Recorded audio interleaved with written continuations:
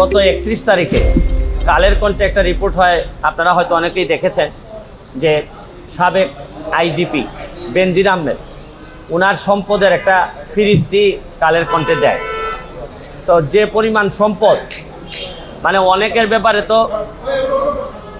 অনেকের ব্যাপারে আমরা সম্পদের হিসাব দিয়ে আমরা ইন্টারভিউ দেই। তো ওনার সম্পদের ফিরিস্তি এত বড় যে কোনটা আগে বলবো কোনটা পরে বলবো এটা আমার মাথায় ধরে না।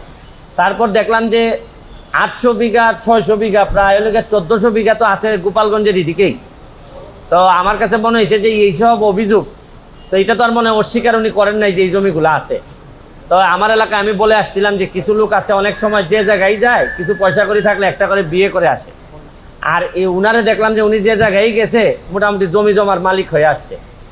আর একটা বিষয় কি, যে একজন আইজিপি মহোদয় উনার যদি এত সম্পদ হয়, পরে বৈধ অবৈধের প্রশ্ন।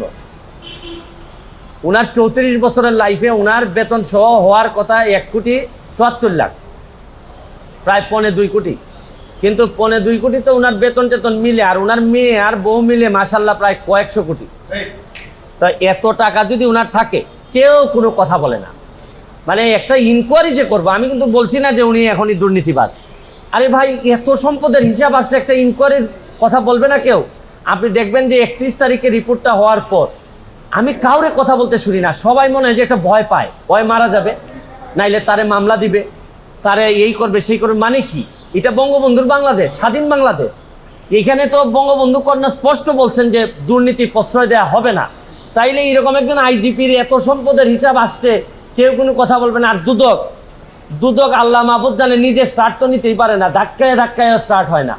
দুদক কি এটা? আমি তো অনেকদিন ওয়েট করছি এটা। আমি তখন আমেরিকাতে যখন আমি রিপোর্টটা দেখছি, তো দুদক এটা বলবে না, ইনকোয়ারি করবে না? আরে ভাই, একটা কাজ তো করো, এতগুলা বেতন নিতেছো, খালি এই যে কাজী আর ওই যে সাব রেজিস্ট্রারের মামলা করার জন্য দুদক আসে নাই তো। আর বড় জিনিস দেখলেই দুদক চুপসে যায়। আর আইজিপি মহোদয় এত সম্পদ বানাইলে হয় কি জানেন? কোন জায়গায় অশনি সংকেতটা, কোন জায়গায় অশনি সংকেত হচ্ছে কি, তাহলে যারা পরবর্তী আইজিপি মহোদয় যারা আছেন, পরবর্তীতে যারা আসবেন, তারা হয়তো ভাবতেছেন যে মডেল ক্যারেক্টার আমাদের কে হবে। যারা অসৎ হবেন তারা তো বেনজির সাহেবকে ধরে নেবেন যে উনি হচ্ছেন যে আমাদের আদর্শ। তাই উনি যদি আদর্শ পরেররা ধরে নেয়, তাহলে এরাও 800, 900, 1000 করে বিঘা কিনা লাগবে। তারপর আসতেছেন নিচের যারা আসতেছে, যারা অসৎ, এর মধ্যে অনেক সৎ অফিসার আছেন, তারা কিন্তু অনেক বেশি ফ্রাস্ট্রেটেড হবে যে আমরা সততা করে কিছুই তো করতে পারলাম না, মেয়েরে পড়াইতে পারি না। আর বেনজির সাহেবের শুনলাম যে মেয়ের অভিযোগ হচ্ছে গিয়ে মেয়ের একটু নর্থ সাউথ থেকে একটু রেস্ট নেওয়ার জন্য একটা ফ্ল্যাট আছে। আর আমি জীবনে এতদিন হাইকোর্টে থেকে একটা ফ্ল্যাট কিনা তো দূরের কথা, ভাড়া বাসায় থাকতে হয়। তবে একটু এখন আবার সংসদ সদস্য হওয়ার কারণে একটা ছোটো ফ্ল্যাট আমারে দিছে ওই নেমিখানের মধ্যে, তাও আবার 2টা রুম দেয়। ওই নতুন এমপি হইলে আবার রুমও কম দেয়, পুরাতন এমপিদেরকে বেশি দেয়। তো এখন এগুলা যদি চলতে থাকে, আর আরেকটা জিনিস দেখেন, মরার উপর খরার গা। এমপি হওয়ার কারণে আমার 2টা উপজেলা চালাইতে হয়, 2টা থানার যিনি ওসিরা আছেন তাদেরকে আমি কোন বিবেকে বলি যে ভাই তোমরা 2 নম্বরই করো না? এরা যদি বলে আপনি আমার চাকরি দিচ্ছেন, যারা আমার অফিসার তারা দেখছেন কি মাল বানাইতেছে, আর আপনি আমার এইসব করলে চলবে? তা আমি এদের কি কন্ট্রোল করবো কিভাবে? আবার এসপি সাহেব যদি বলে যে একটা ফোন কাইটা দেয়, আমি কি করব? কারণ যে সম্পদের হিসাব দিচ্ছে তাতে এক ব্যারিস্টার সুমনকে এমপি না মানলে কি হয়? তাই এইসব চিন্তা করে দেখলাম যে এত লোকের সাথে কথা বলার চেয়ে একটা অ্যাপ্লিকেশন দুদকে দিয়ে আসি। আর দুদক যদি মনে করে না এত বড় জিনিসের বিরুদ্ধে যাওয়া যাবে না, তাহলে তো আমার মহামান্য সুপ্রিম কোর্ট তো আছেই, এইসব জায়গায় নক করব। আমার কথা হচ্ছে যে ভাই কতটুকু করতে পারবো জানি না, তবে চোখ রেখে বলতে পারবো যে আমি চেষ্টা করে গেছি। শুনেন, আমি যতগুলা রিট এখানে করেছি, যতগুলাতে চূড়ান্ত পরিণতি হয়েছে, যেটাতে চূড়ান্ত পরিণতি হয় নাই, যেগুলাতে চূড়ান্ত পরিণতি হয় নাই, এগুলাতে আমার অভিযোগ চূড়ান্ত রকমের দেশের প্রতি অবমাননা হয়েছে। কারণ আমি তো এককভাবে দেশের মালিক না যে অবমাননা হইলে সব দায়িত্ব আমার।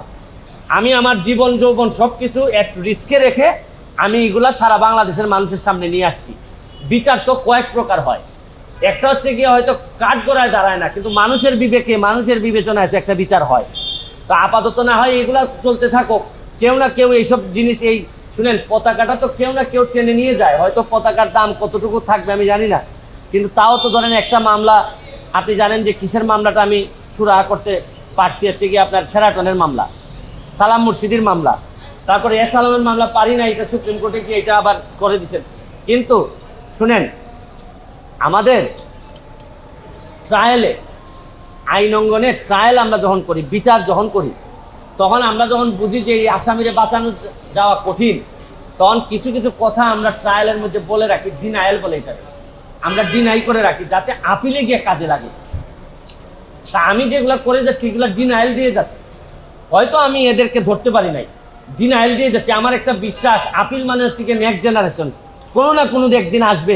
আমি যদি 1 লাখ ভোটের ব্যবধানে এমপি হইতে পারি, যেটা আমি জীবনও চিন্তা করি নাই যে আমি এমপি হব, কারণ আমার নমিনেশন আমি জীবনে জানি যে আমি হয়তো পাবো না, কারণ এত লোক আমার বিরুদ্ধে, নিশ্চয়ই শেখ হাসিনা হয়তো এত লোকের বিরুদ্ধে রেখে হয়তো আমাকে দিবেন না।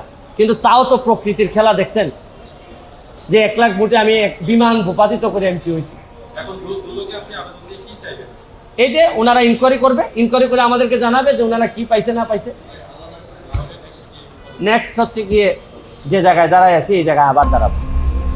মিশন 90 সংবাদের পিছনে নয়, ভিতরে ছুটি।